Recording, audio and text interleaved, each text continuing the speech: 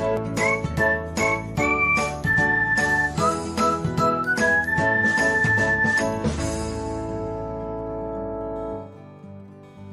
everyone, welcome back to another episode of Technologyglance.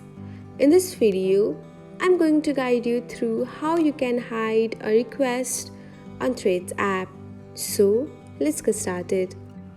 Watch till the end and don't forget to subscribe to Technologyglance by hitting the subscribe button and press the bell icon so that you'll never miss another update.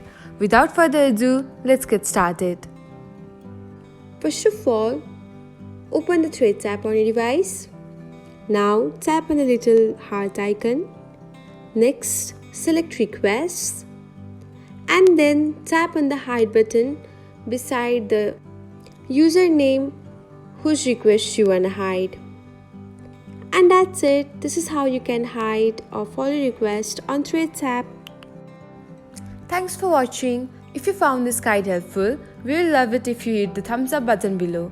We upload great new tech tutorials like this one every day. So, don't forget to subscribe to our channel and hit the bell icon to get an update as soon as we post a video.